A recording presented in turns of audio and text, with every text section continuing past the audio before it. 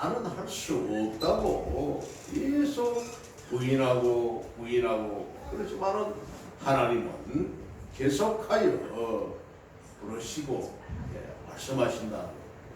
우리가 잘 알듯이 사사 시대를 거의 이제 마지막 때인 엘리 제사장을 수종들던 사무엘, 왕정 시대를 열었던 선지자였던 그 사무엘을, 어린 사무엘이 엘리 제사장 밑에 수종들고 있을 때, 그때 하나님께서 사무엘을 3번에 걸쳐서 부르시는, 사무엘아 사무엘아 하고 부르시는 그 음성이 있을 때, 사무엘은 하나님이 자신을 부르시는 줄은 모르고 자기 제사장인 엘리가 부르시는 줄 알고 3번이나 쫓아갔던 겁니다. 그럴 때에 아니다, 가서 네가 걸어 누워라. 그러다가 3번째 부르는 그 음성을 듣고 쫓아가니 이제는 내가 여기 있나이다 하고 무슨 말씀을 하시는지 잘 들으라, 이렇게 말씀하셨거든요. 만일 우리가 믿음의 조상인 아브라함의 믿음의 계승자라면, 그러니까 아브라함이 우리의 믿음의 조상이라는 것을 인정하고 우리가 믿음의, 그 아브라함 믿음의 계승자 이어가는 사람이라면은, 비록 우리에게 어떤 일이 닥칠지 알지 못할지라도 하나님의 뜻에 순종하고 앞으로 나아가야 하는 것입니다. 하나님 말씀에 순종하고 가야 된다. 즉 다시 말해서 우리를 부르신 하나님의 뜻이 우리를 통해 성취되기를 바라보면서 주께서 요구하시는 의무에 뭘 해야 될 것인가 하는 것을, 하나님을 기쁘시게 하는 일이 무엇인가를 우리가 깨닫고 그 의무에 충실해야 한다. 그 중에 가장 먼저 된 것이 예배입니다. 개인의 예배요, 이런 교회 공동체의 예배입니다. 믿음의 조상 아브라함에 대한 하나님의 최초 시험은 그가 부르심에 단순하고 완전하게 앞뒤 지지 아니하고 무조건 복종하는가에 대한 것이었습니다. 아브라함은 하나님의 부르심에 즉시 순종하여 그가 누리고 있던 고향과 친척 아비 집을 떠나서 하나님이 지시하시는 그 미지의 땅, 그곳으로 나아가는 것으로부터 그의 믿음은 출발했다는 것이죠. 창세기 12장 1절에서 3절에 있는 말씀과 같이 어디로 가야 할지를 알지 못한 채 하나님이 인도하여 가시는 대로 순종하여 갔더라, 이렇게 됐습니다. 마찬가지로 우리 신앙 역시 하나님의 부르심에 즉시 응답하여 죄악된 곳에서 떠나 주께서 명령하시는 곳으로 나아가는 데부터 시작해야 한다는 겁니다. 신앙의 그 시작 역시도 하나님이 인도하여 가시는 대로, 하나님이 가라고 하는 그곳으로, 저 역시 참 40세 예수를 믿어 예수 믿는다는 것으로 인하여서 아버지의 유산 유업을 다 받지도 못하고 조상 제사, 부모님 제사 흩어리겠다고 하는 동생에게 정렬을 해서 다 넘겨버리고 장손 자리를 다 빼앗기고 말았어. 가문의 장손의 자리를 빼앗기고 그렇게 놨는데 이제는 다시금 내가 그 재산이 욕심이 나서 돌아가려도 내가 다시 하겠습니다. 아버지 뜻대로 하겠으니까 내게 주십시오 하기에는 늦었더라. 끝이 났더라는 거야. 그러니 이제 예수 믿는 것으로 왔다면 다시는 더 되돌릴 수가 없다는 거야. 가야 돼. 정말로 뭐 제 누님들은 에이 어떻게 네가 그럴 수가 있었나. 그만 아버지는 막 지는 해니까 아버지 막 살아생전에 그렇게 하겠습니다 하고 네가 장손이고 장남이니까 아버지 재산 네가 다 받고 아버지 돌아가시고 난 뒤에 예수를 믿든지 어떻게 하든지 그건 네 마음대로 하면 될 텐데 어찌 그래 아버지 짓을 했느냐고 제 누님들은 그런 얘기를 합니다만 만약에 그러한 쪽에 양보가 있었다면 세속적인 곳에 양보가 있었다면 오늘날 이렇게 목사가 되지 못했겠죠. 그래서 이 신학은 정말로 맺고 끊는 게 정확해야 된다. 사실 당시만 해도 아브라함이 살고 있던 이 갈대아 우르 지방에 비하면은 이 가나안 땅은 참으로 미지의 땅이요 문화적인 혜택을 받지 못한 곳이었습니다. 아주 열악한 땅입니다. 갈릴리 호수 그 위쪽 헐몬산에서 내려오는 요단강 상류 쪽 동서편은 아주 비옥하고 물이 많은 아주 좋은 곳인데 갈릴리 호수 이남으로 내려오면은 전부 광야입니다. 황무지 풀한 포기도 없는 그런 광야입니다. 사막이요 광야. 그런 문화적인 혜택을 받지도 못하고 미지의 땅이면서 살아가기에 너무나 척박한 그런 환경이었어.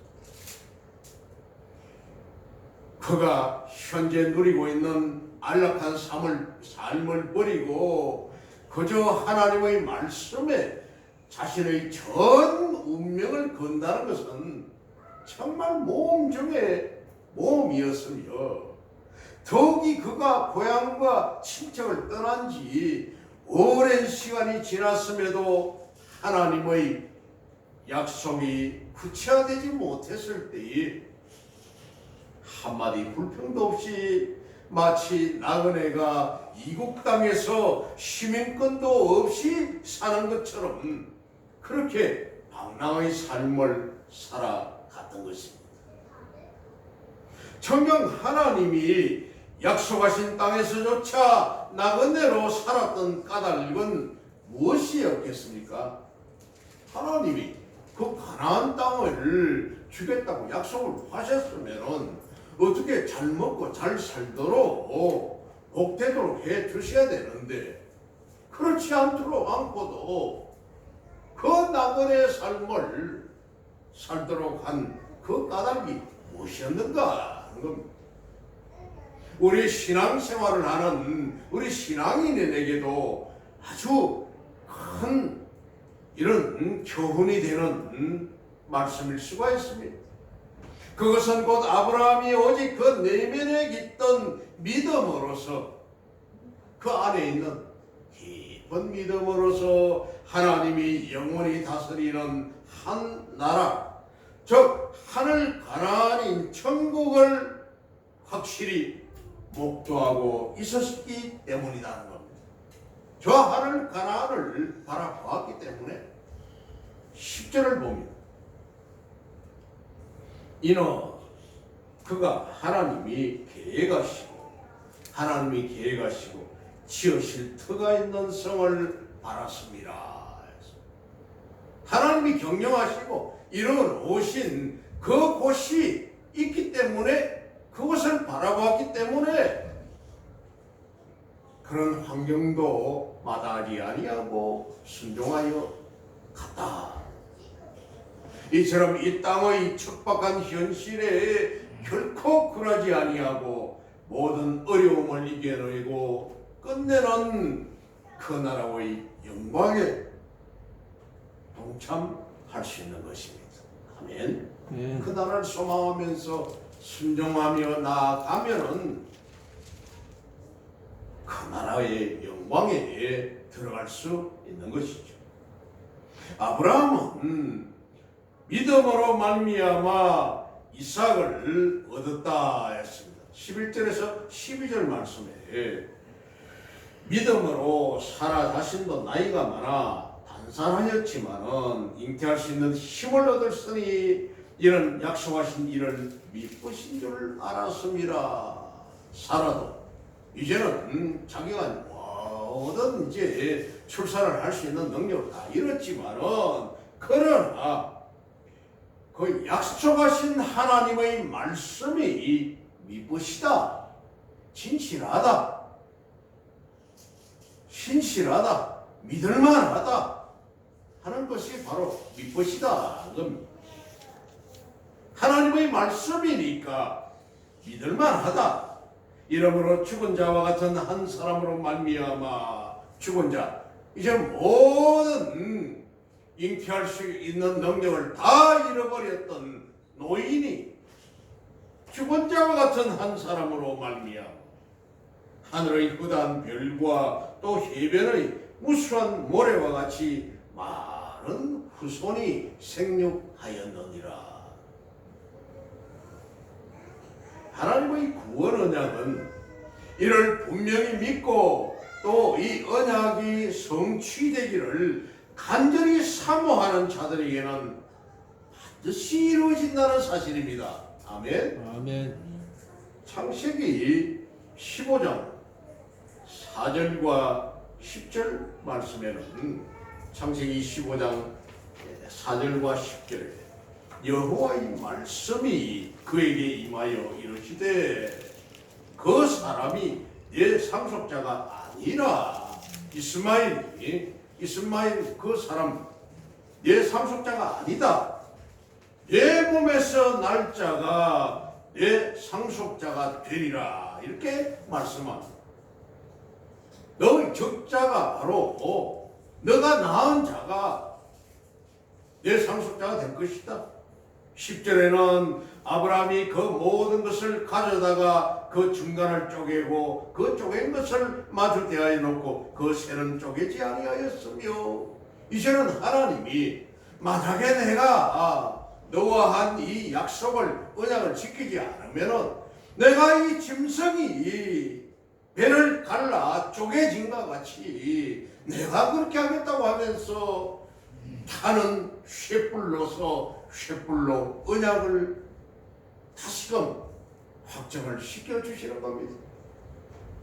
참으로 누가복음 1장 37절 말씀에서도 대저 하나님의 말씀은 능치 못함이 없느니라 하셨습니다. 능치 못함이 없다. 아브라함은 이러한 자식을 얻은 이후에 또 하나님께서 그에게 또 시험을 하십니다. 이제는 그 100세에 얻었던 자식을 내게 바치라. 제물로 바치라. 아브라함이 노년에 이삭을 얻은 것이 믿음의 최고 절정이었다면 이 언약의 자식인 이삭을 하나님께 제물로 드리는 이 행위야말로 아브라함의 완숙한 믿음을 보여주는 증거인 겁니다. 믿음의 절정이 바로 이삭을 얻는 것이었다면 그 꿈에도 그리던 100세의 아내인 사라는 90세에 우리 박선전 집사님 88세라고 합니다만 하나님께서 함께 하시면 지금도 출산을 할 수 있는 능력이 있다는 겁니다. 할렐루야. 아, 네. 그렇습니다. 사라 할머니도 90세에 낳았으니까요.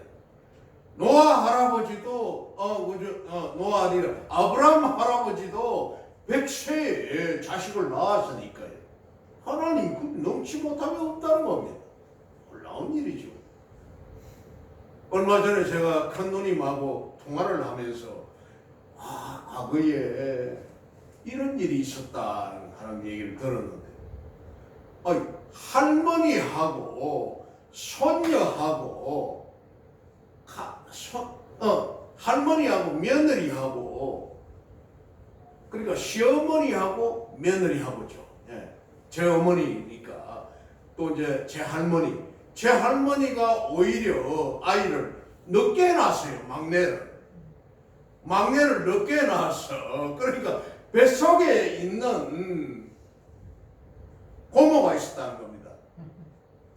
제 할머니 속에 잉태되고 있었던 아이가 있었는데 며느리인 제 어머니가 먼저 아들을 낳은 거예요. 아들을 먼저 낳은 거예요.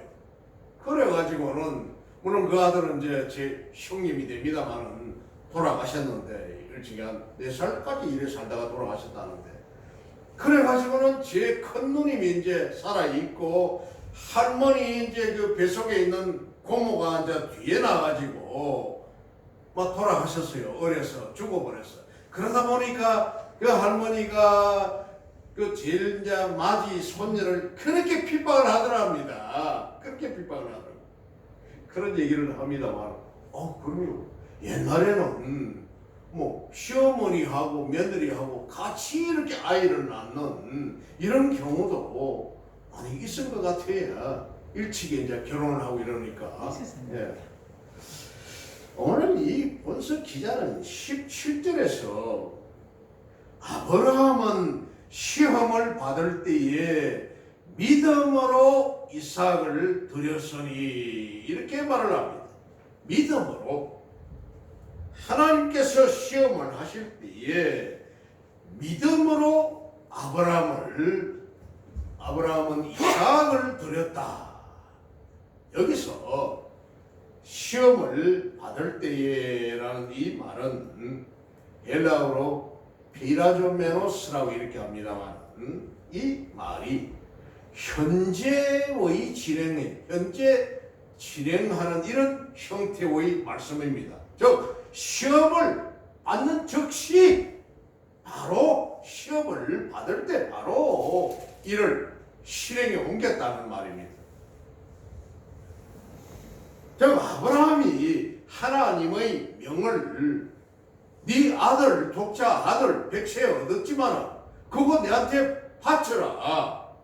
제물로만 바쳐라. 이렇게 하니까 막 앞뒤 안 재고 막 두 말도 없이 그냥 바로 시행했다. 이 말이에요. 그렇게 해서 그 다음날 아브라함이 아침 일찍 일어나가지고 이를 시행에 옮겼다는 이 말을 우리가 성경에서 볼 수가 있습니다. 창세기 22장 1절에서 3절 말씀으로 보면 그 일 후에 하나님이 아브라함을 시험하시려고 또 시험하시려고 그를 부르시되 아브라함아 하시니 그가 이르되 내가 여기 있나이다. 여호와께서 이르시되 내 아들 내 사랑하는 독자 이삭을 데리고 모리아 땅으로 가서 내가 네게 일러준 한 산 거기서 그를 번제로 드리라. 번제라고 하는 이 말은 짐승을 잡아가지고 가죽을 벗겨서 그 살점을 이렇게 잘라 뜯어가지고는 번제단 위에서 장작 위에다가 태워가지고 드리는 겁니다. 그런 제사법이에요.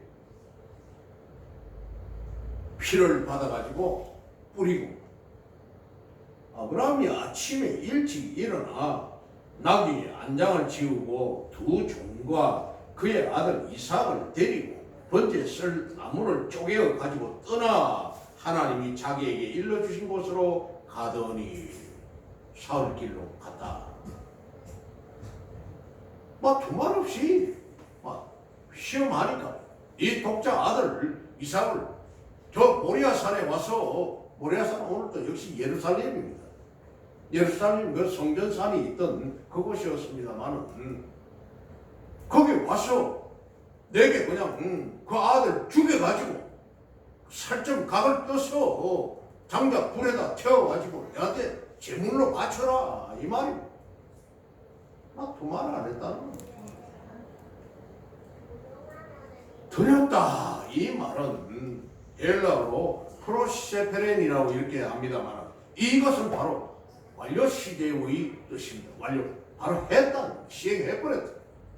아브라함의 이 제사 행위인 이삭을 그저 흉내는 아이고 설마 그렇게 하실까, 과연 그렇게 하실까, 아이고 정말 이 할까 말까 이렇게 망설이고 이렇게 하지도 아니하고 바로 그냥 온전하고 무엄한 완전한 이 제사를 드렸다는 이런 뜻입니다. 아멘. 아멘. 창세기 22장 6절을 보면은 아브라함이 이 번제 나무를 가져다가 그의 아들 이삭에게 지우고 쥐가 타 죽을 나무 장작을 그 아이에게다 집어재어가지고 자기는 불을 가지고 통에다가 불을 담고 칼을 손에 들고 두 사람이 동행하더니 결국 이러한 사실은 아브라함이 갈대아 우르에서 하나님의 부르심을 받자마자 적시로 순종하여서 고향을 떠날 때의 그 믿음이었다는 겁니다. 제일 처음에 자기 고향 떠날 때에 바로 앞뒤 재지 않고 적시 시행했던 것과 똑같은 믿음으로 그대로 했다는 것. 히브리서 11장 8절을 보면은 믿음으로 아브라함은 부르심을 받았을 때에 순종하여 장래 유업으로 받을 땅에 나아갈새 갈 바를 알지 못하고 나아갔으며 같다는 거죠. 여기도 바로 시행했다는 거죠. 거의 이제는 30여 년이 지난 순간까지도 결코 변치 않았다는 이런 것을 보여주는 겁니다. 처음에 갈대아 우르를 떠났을 때 이제는 나이 떠나가지고 하란을 떠날 때가 75세라고 했으니까 그동안에 이제 100세의 그 아들을 얻고 이 아이가 자라서 이제 서너 살 이렇게 되었습니다. 그때니까 이제 30년이 넘었죠. 30여 년이 넘은 이때에까지도 하나님이 그에게 명령하실 때에 바로 순종했다는 것. 참으로 이제는 최초로 하나님의 이 부르심을 받았을 때나 가나안 땅에 정착하여서 아들을 얻었고 또 어느 정도 가정적으로 안정을 얻었을 때나 막론하고 불문하고 시종일관 하나님을 향한 굳은 믿음을 결코 저버리지 않았던 것입니다. 할렐루야. 그러나 이 믿음이 식었다가 또 뜨거워졌다가 또 뜨겁다가 식어지고 이게 아니라는 겁니다. 이 믿음은 계속 활활활 타야 됩니다. 활활활. 그처럼 아브라함의 믿음이 그랬다는 겁니다. 그렇다면 아브라함은 하나님의 명령이 있자마자 적시 순종하여 이삭을 제물로 드리는데 아무런 고통이나 그 마음에 어려움이 없었겠습니까? 진정 아브라함은 자신이 100세에 얻은 아들을 단칼에 그냥 쳐서 죽여서 제물로 드릴 정도로 정말 아버지로서 피도 눈물도 없는 이런 몰인정한 비정한 그런 아버지였겠습니까? 결코 그렇지는 않습니다. 아마 아브람 역시 많은 심적인 고통이 있었을 것입니다. 왜냐하면 하나님께서는 이삭을 통해서 아브라함의 후손이 바다 위 모래알과 같이 하늘에 있는 무별과 같이 많게 하겠다고 그렇게 약속했지 않습니까? 이 이삭으로부터 너희 자손이 바닷가의 모래알처럼 저 하늘의 별처럼 무별처럼 많게 하겠다. 창세기 15장 5절 말씀입니다. 창세기 15장 5절. 그를 이끌고 밖으로 나가 이르시되 하늘을 누르러 무별을 셀 수 있나 보라. 또 그에게 이르시되 내 자손이 이와 같으리라. 그 이삭을 통하여서 네 자손이 그렇게 된 것이다. 창세기 22장 16절에서 18절 말씀에도 역시 16절에서 18절에 여호와께서 이르시기를 내가 나를 가리켜 명세하노니 내가 나를 가리켜 하나님 스스로 맹세하노니 네가 이같이 행하여 내 아들 내 독자도 아끼지 아니하였은즉 네가 내게 큰 복을 주고 이제 내가 너에게 명령한 그 아들 독자 이삭 아들도 내게 제물로 바치라 했을 때에 서슴없이 내 말을 준행했기 때문에 너는 이제 내가 네게 큰 복을 주고 내 씨가 크게 번성하여 하늘의 별과 같고 바닷가의 모래와 같게 하리니 내 씨가 그 대적의 성문을 차지하리라.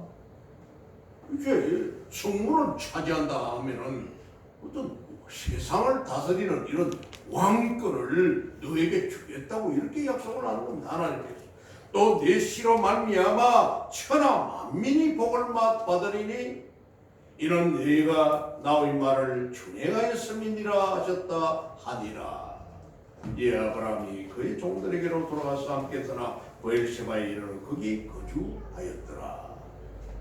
더 남쪽에 있는 사해남쪽에 있는 그 브엘세바에 살았더라. 이렇게 말하고 있습니다. 오늘날 전 세계 하나님을 믿는 인구가 기독교인이 그러니까 예수님을 믿는 인구로 볼 때는 25억 명이라고 하고 있습니다. 25억. 또 이슬람을 믿는 무하마드 이슬람의 인구가 18억 정도 된다고 합니다. 단연코 하나님 믿는 인구가 많습니다. 25억이나. 우리들도 역시 마찬가지지 않습니까? 내 씨가 천하 만민에게 이렇게 펼쳐질 것이고 바닷가의 모래알 같이 하늘의 무별과 같이 그 말씀이 그대로 오늘날 우리에게 조차 이루어졌지 않습니까? 아멘. 아멘. 그러기에 만약 이삭이 죽임을 당한다면 하나님의 언약이 파기될 것은 분명합니다. 만약에 이삭이 죽었다면. 그러나 또 이삭은 아브라함이 100세에 기적적으로 얻은 아들이었습니다. 그렇죠. 창세기 21장 2절에서 6절 말씀을 보면은 사라가 임신하고 하나님이 말씀하신 시기가 되어 노년의 아브라함에게 아들을 낳으니 아브라함이 그에게 태어난 아들 곧 사라가 자기에게 낳은 아들을 이름하여 이삭이라 하였고 아브라함도 100세에 아들을 준다 하니까 하나님이 참 무슨 그런 말씀을 하시는가 해가지고 웃었다 했습니다. 사라도 장막에서 아들 준다고 하는 말씀을 듣고는 또 웃었다고 하죠. 이삭이라는 이름이 웃음이란 그런 뜻입니다. 이삭의 이름 뜻이 이삭이라 하였고 그 아들 이삭이 난 지 8일 만에 그가 하나님이 명령하신 대로 할례를 행하였더라. 아브라함이 그의 아들 이삭이 그에게 태어날 때에 100세라. 사라가 이르되 하나님이 나를 웃게 하시니 듣는 자가 다 나와 함께 웃으리로다. 내가 90세에 이 아들을 낳았습니다. 웃음. 이삭이란 이 이름 뜻이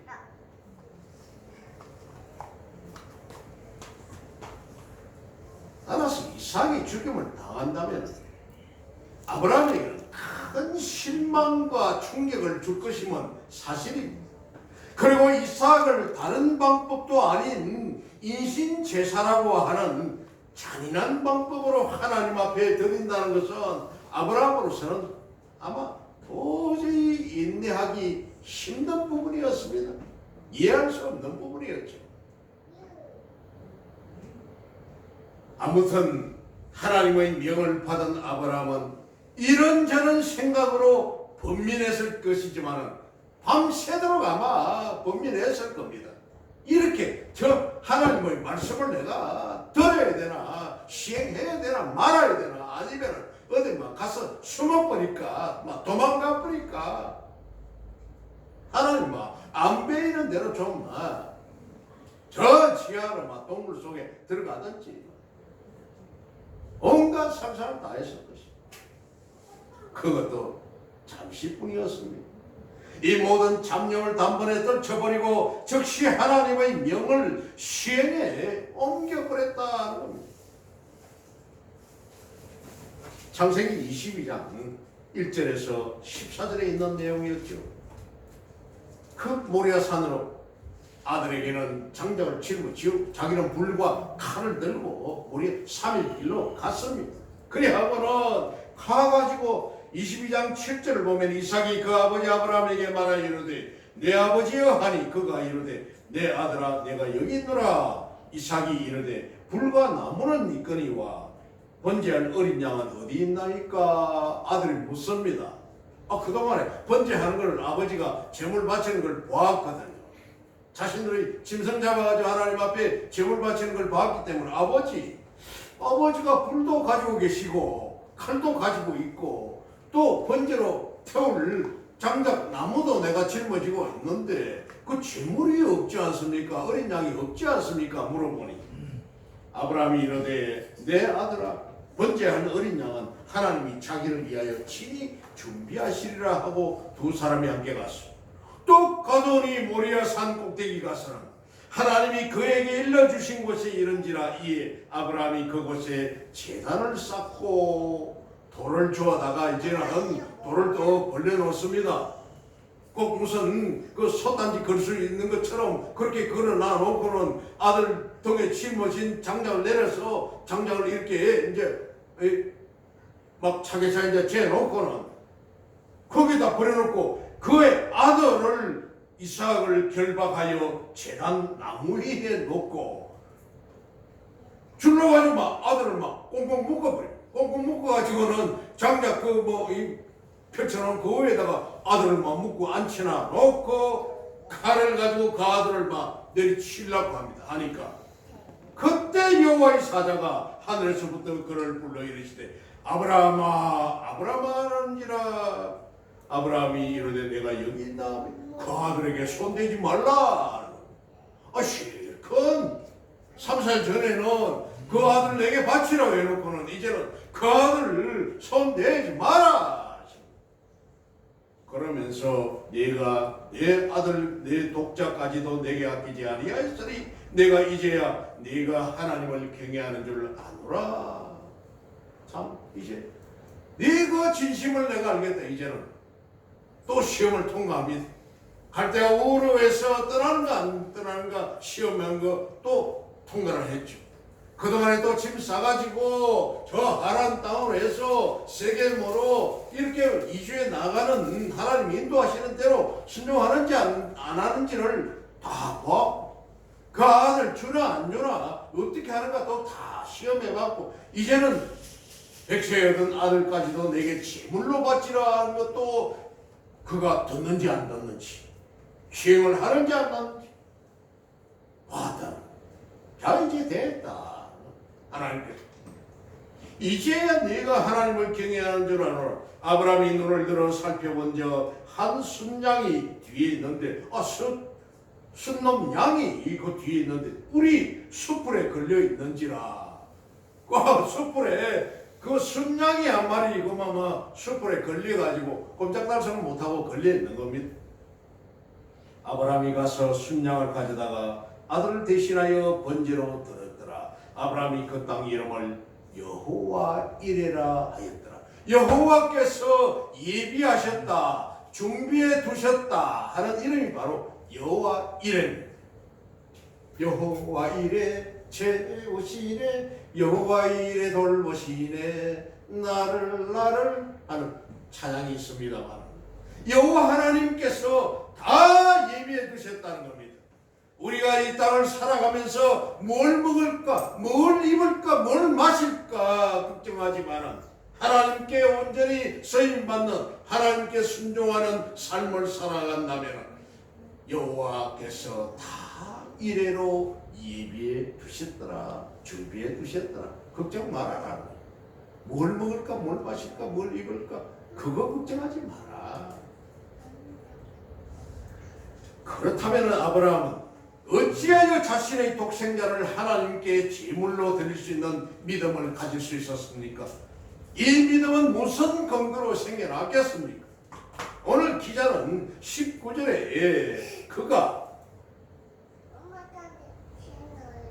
히브리서 11장 19절에서 그가 하나님이 능히 이삭을 죽은 자 가운데서 다시 살리실 줄로 생각한지라. 능히 그렇게 하실 것이다고.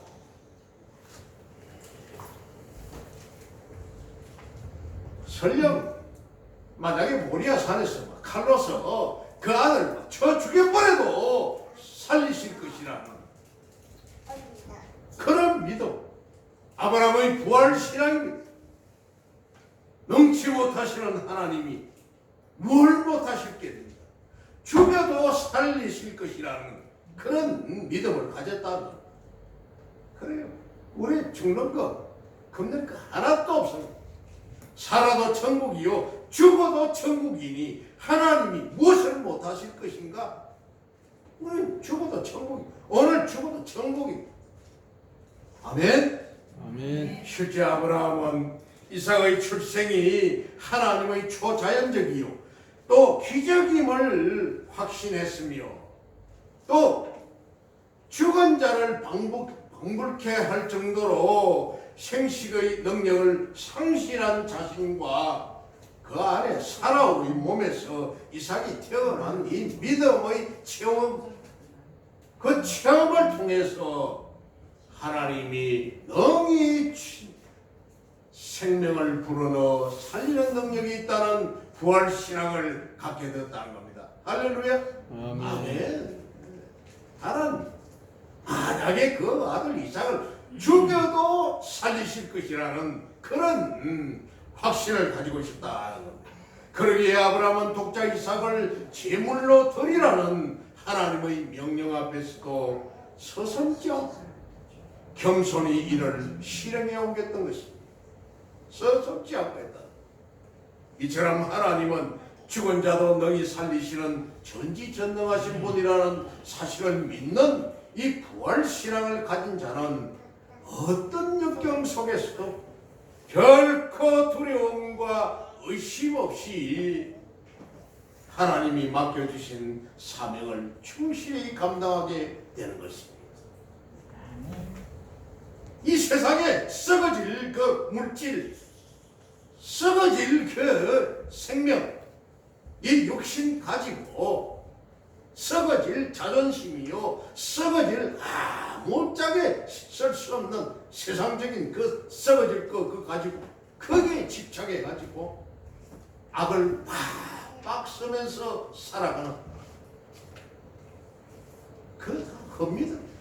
거짓말 믿음. 그러기에 이 부활신앙은 모든 믿음의 도 가운데서도 가장 중요합니다. 헌본된 믿음이라고 할 수가 있습니다. 아멘.